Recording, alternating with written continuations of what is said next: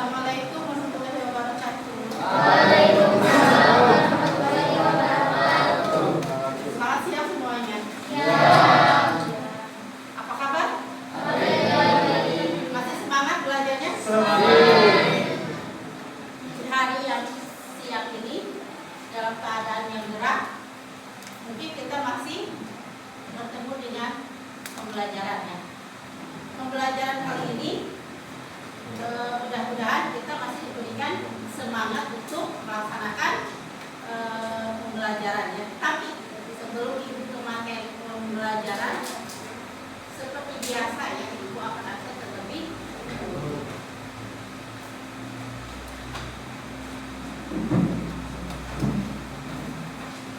Arya Samsul, Asma, Anissa, Arfa,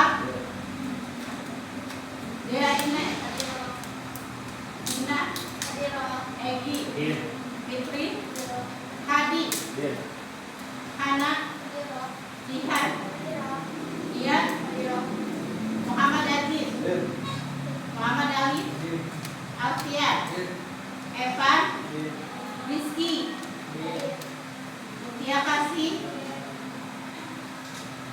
Muhammad Fajar, Muhammad Fadlan, Rangga. Adik semuanya ya?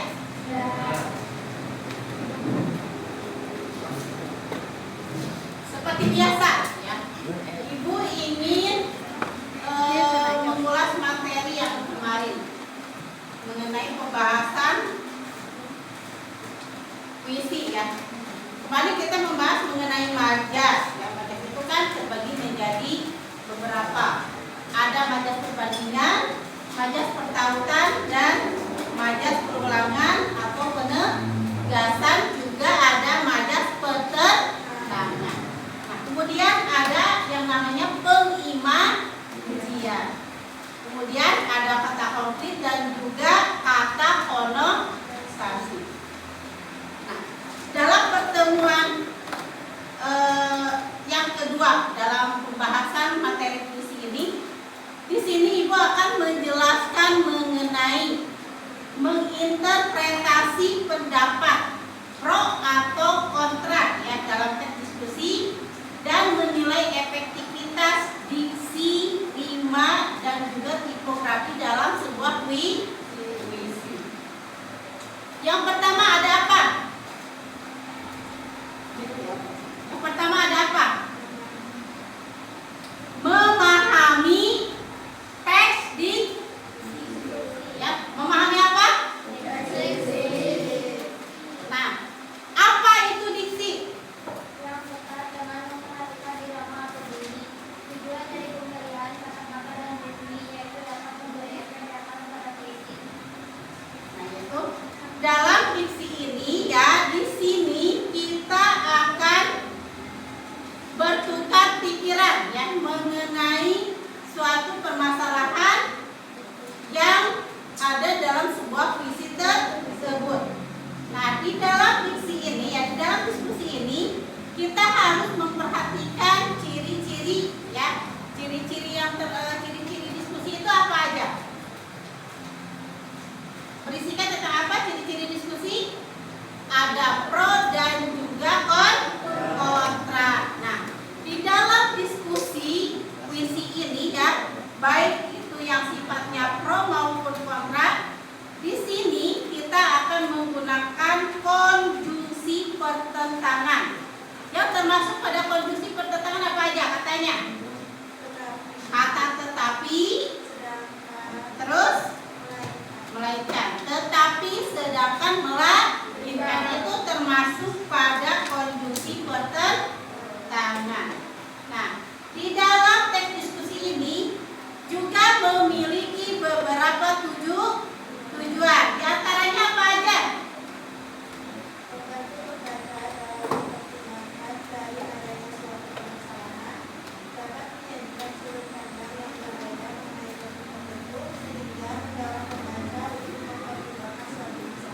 Oke, tujuan dalam diskusi ini yaitu membantu pembaca dalam mempertimbangkan dari adanya suatu permasalahan. Nah, dalam segi permasalahannya seperti apa? Sehingga pembaca itu mudah untuk mempertimbangkan mengenai permasalahan yang terjadi dalam sebuah diskusi. Misal, contohnya ya, dalam diskusi itu terjadi pro kontra. Kenapa terjadi pro kontra? Karena ketika kita membuat sebuah karya puisi, apakah karya puisi tersebut yang sudah kita buat itu sesuai dengan kaidah kebahasaan, meliputi diksi, rima, ya, kemudian tipografinya, apakah sudah sesuai atau belum? Nah, di situ nanti akan ada pro kontra kalau dalam diskusi, sehingga hasil karya puisi tersebut sebelum dipresentasikan itu didiskusikan terlebih dahulu dalam setiap kelompok masing-masing. Kemudian yang termasuk pada struktur diskusi apa aja? Satu, ada pendahuluan atau yang disebut dengan isu. Yang termasuk pada pendahuluan itu meliputi poin apa saja? Tuh. Ayo, apa? Mengandung latar belakang topik yang dibahas, menyoroti sudut pandang berbeda isu yang akan dibahas, terdapat suatu pernyataan untuk membatasi topik yang dibahas. Oke. Dalam pendahuluan itu ada yang namanya poin-poin yang harus diperhatikan. Yang pertama, mengandung latar belakang topik yang dibahas. Nah, latar belakang topik yang dibahas itu seperti apa? Misalkan dalam pembuatan puisi, ya, yang harus kita perhatikan itu pertama penulisan kata. Ya. Katanya, misalkan yang kita tulis itu ini mau menggunakan bahasa denotatif atau bahasa yang maknanya konotatif.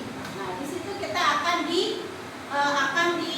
persiapkan ya untuk membuat sebuah karya puisi. Jadi permasalahannya atau latar belakangnya itu kita membahas mengenai makna yang akan kita tulis dalam pembuatan karya puisi itu menggunakan bahasa denotasi atau bahasa yang maknanya konotasi.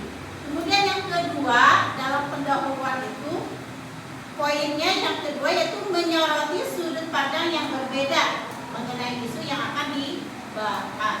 Jadi kita harus membuat sebuah topiknya terlebih dahulu atau judul dalam pembuatan karya puisi. Nanti kita sesuaikan dengan latar isi puisi mengenai rima, diksi, penghayatannya nanti seperti apa. Ya, sesuaikan dengan pola pikir atau gagasan yang ada dalam diri kita sendiri. Nanti tuangkan dalam bentuk kata-kata. Kemudian poin yang ketiga yang termasuk pada pendahuluan yaitu terdapat suatu pernyataan untuk membatasi topik yang dibahas. Biasanya kalau dalam puisi itu nggak perlu panjang-panjang kayak membuat cerpen. Cukup misalkan 3 bait yang terdiri dari 1 bait itu berapa bait? 4 bait. Kalau misalkan 3 bait berarti ada 12 bait. Tidak terlalu panjang, ya. Cukup kita sesuaikan dengan argumen gagasan yang ada dalam diri sendiri. Sesuaikan dengan daya khayal kita dalam mencurahkan sebuah karya puisi. Selain struktur yang kedua, selain dari pendahuluan, mencakup apa lagi? Isi atau rangkaian sebuah argumen. Berarti dalam pembuatan karya puisi ini isinya harus mencakup argumen atau gagasan yang kita tuangkan dalam sebuah karya. Ya. Nah, ketika kita akan mendiskusikan sebuah karya puisi, nah tentu terdapat latar belakang atau alasan untuk berdiskusi pada umumnya. Ada permasalahan yang harus dicari solusinya melalui sebuah diskusi. Karena apa? Di situ kita akan merevisi sejauh mana hasil karya kita buat. Sehingga sebelum karya tersebut kita presentasikan, alangkah baiknya kita diskusikan terlebih dahulu dalam kelompok tersebut. Supaya apa? Supaya rima, irama, diksi, kemudian tipografinya itu dapat dalam sebuah pembuatan karya puisi tersebut. Jadi jangan asal kita membuat sebuah karya puisi tapi pasti presentasinya keduanya kosong, ya, rimanya tidak dapat, iramanya tidak kena, kemudian tipografinya juga tidak dapat, diksinya tidak dapat. Jadi itu harus kita kuasai terlebih dahulu sehingga kita ketika mempresentasikan itu sesuai dengan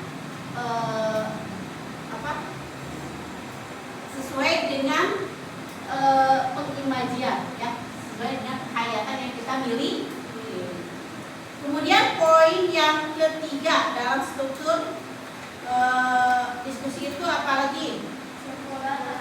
Simpulan atau saran. Nah, simpulan dalam teks diskusi adalah rekapitulasi hasil, kemudian rekomendasi atau solusi. Nah, dari permasalahan yang sudah dibahas, nah sebaiknya hasil diskusi berisi rekomendasi atau jalan atau permasalahan itu sebaiknya kita cari solusi terlebih dahulu dalam menyelesaikan permasalahan yang terjadi.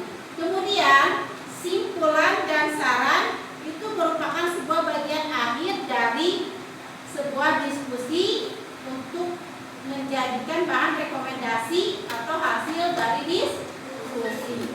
Nah, jadi kesimpulan dan sarannya itu dalam menyelesaikan sebuah diskusi kita akan menemukan sebuah hasil rekomendasi dari diskusi tersebut. Adapun poin-poin yang penting dalam simpulan apa saja? Ayo.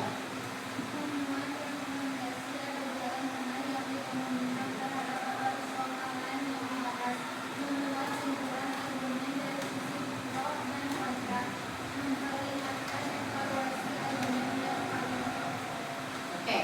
Nah, poin dalam membuat sebuah simpulan dalam diskusi itu yang pertama memuat rekomendasi atau jalan tengah yang tidak memihak terhadap persoalan yang dibahas. Jadi supaya tidak terjadi pro kontra dalam diskusi tersebut kita ambil jalur tengah, artinya tidak memihak ke pihak yang satu maupun yang lain, tetapi diskusi itu tetap berjalan sesuai dengan materi yang dibahas. Adapun perbedaan kita ambil jalur tengah, ya, jadi masih bisa didiskusi.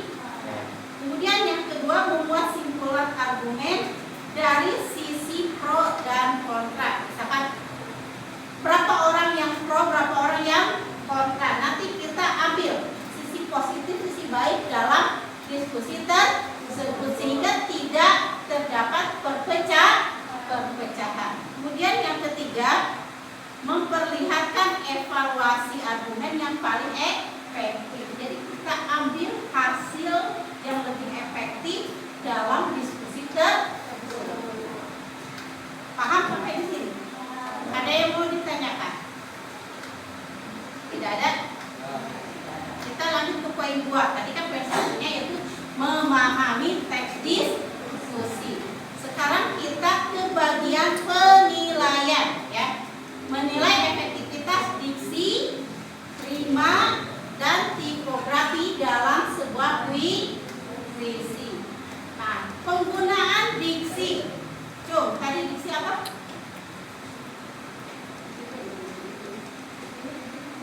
Diksi apa?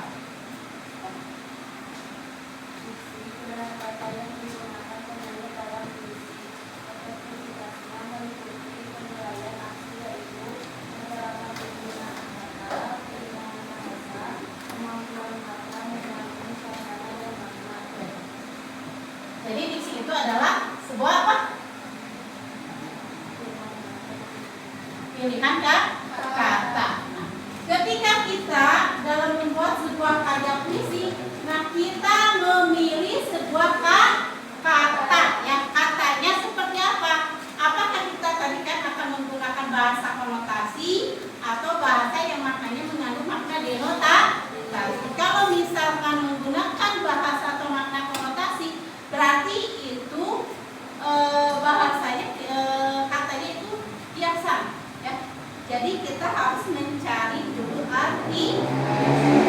Beda dengan makna denotasi. Karena apa? Makna denotasi itu makna yang lugas, mudah untuk kita pahami dalam setiap kata atau kalimat yang ditulis, ya. Kemudian ada juga rima dan juga tipografi dalam sebuah puisi. Nah, rima ya atau tipografi puisi di sini akan mempengaruhi makna yang disampaikan dalam sebuah puisi. Diksi merupakan kata-kata tertentu yang sengaja dipilih oleh penulis untuk menimbulkan sebuah efek baik makna maupun maksud tertentu dalam sebuah puisi tersebut.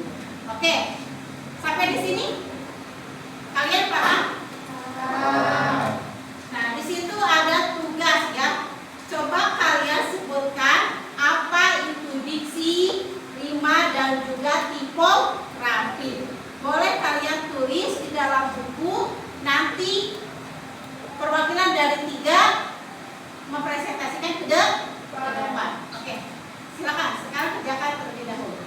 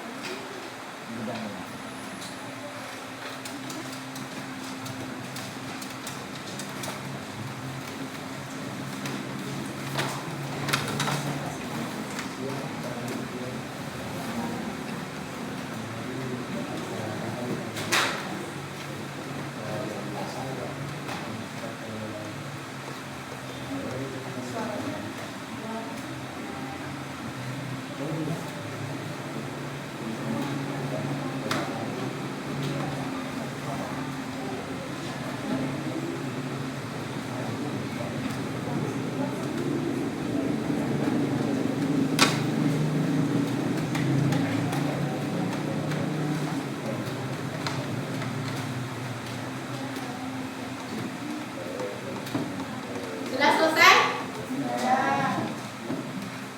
Oke. Seperti biasa ya. Hasil kerja kalian nanti kalian bacakan di depan kelas ya. Pertama dari diksi dulu ya. Silakan kalian sebutkan contoh kalian sebutkan pengertian dari diksi, kemudian efektivitasnya itu meliputi apa penilaiannya. Kemudian kalian kasih contoh ya, contoh dalam diksi tersebut. Siap untuk ke depan? Ya. Oke. Pertama dari kamu dulu.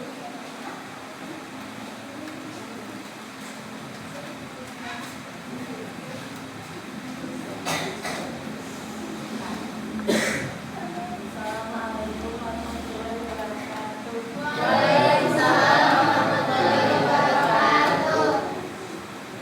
Diksi A pilihan kata yang digunakan penyair dalam puisi. Efektivitasnya meliputi penilaian asli yaitu penerapan penggunaan kata, keindahan bahasa, kemampuan kata membangun suasana dan makna.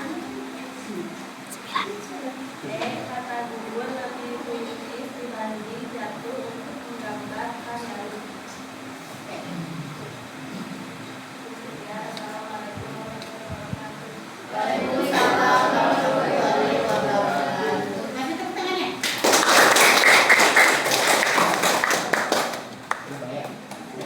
Jadi di dalam diksi tersebut ya,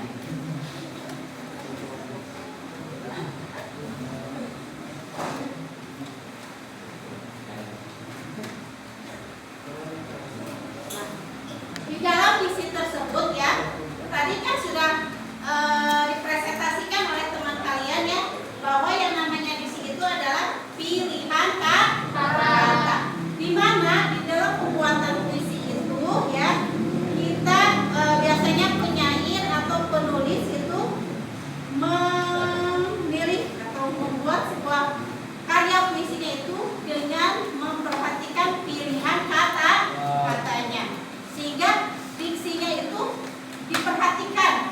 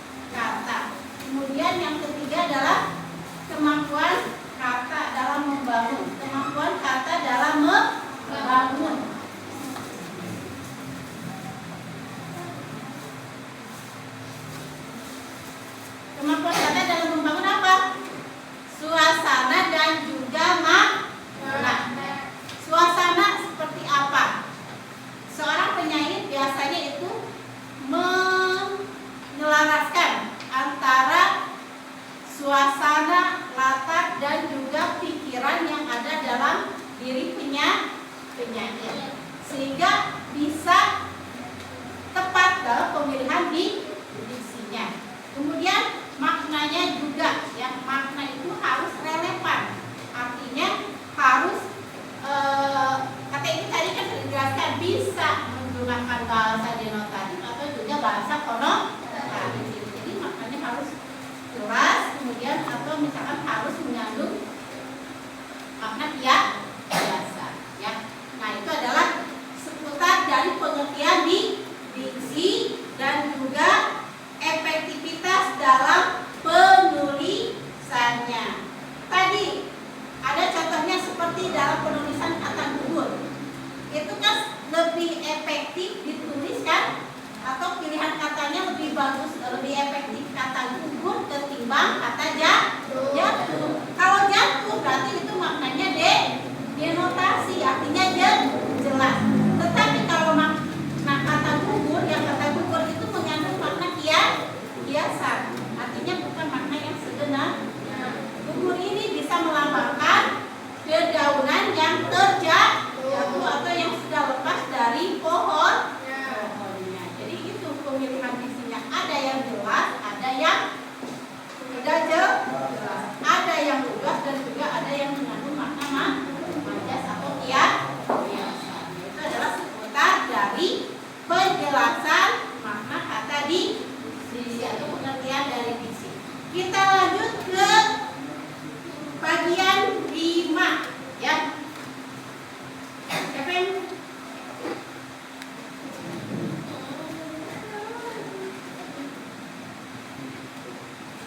Assalamualaikum warahmatullahi wabarakatuh. Waalaikumsalam warahmatullahi wabarakatuh. 5 atau persamaan bunyi pada puisi, baik di akhir maupun di dalam baris. Efektivitas 5 dinilai dari kesesuaian bunyi, keharmonisan irama, keindahan dan dibaca. Contoh, datang malam membawa sepi, hati termenung sendiri lagi. Kata sepi dan lagi memiliki bunyi akhir yang selaras. Sekian dari saya. Wassalamualaikum warahmatullahi wabarakatuh. Waalaikumsalam warahmatullahi wabarakatuh. Kan?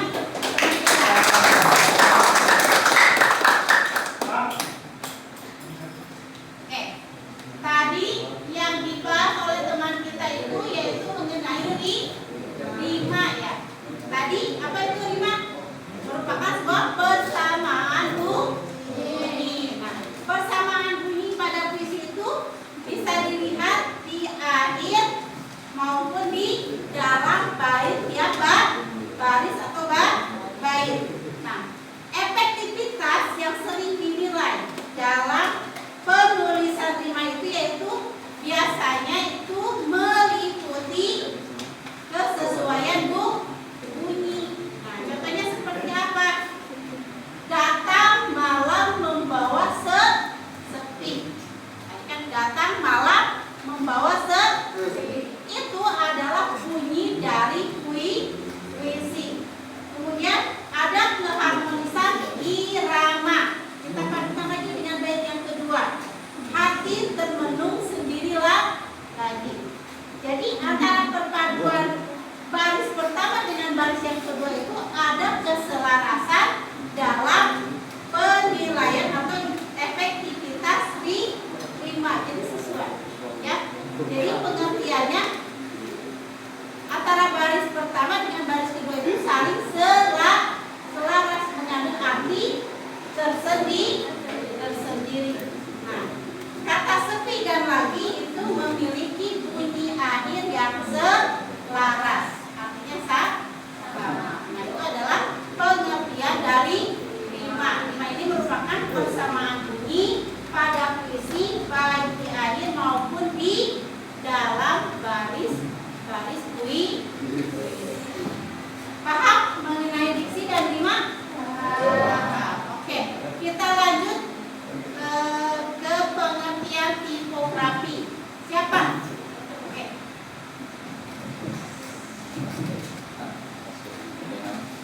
Assalamualaikum warahmatullahi wabarakatuh. Waalaikumsalam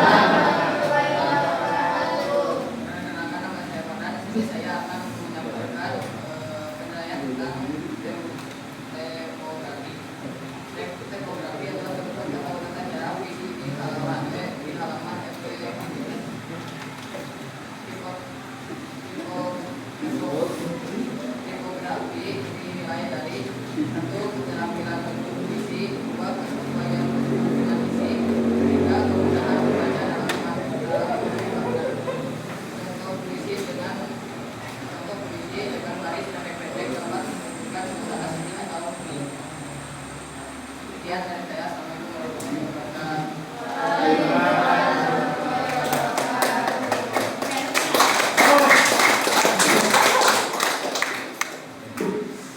Oke. Nah, tadi kan menurut teman kita itu ada diksi, itu adalah penulisan kata. Kemudian ada juga rima persamaan bunyi. Nah, sekarang tadi teman kita itu menjelaskan tentang tipografi. Tipografi ini merupakan suatu bentuk atau tata letak puisi di halaman. Jadi tipografi ini merupakan bentuk atau tata letak puisi yang terdapat pada halaman. Contoh di sini ada sajak tafsir 1, itu terdapat di halaman 79 ya. Nah, ini termasuk pada sebuah tipografi.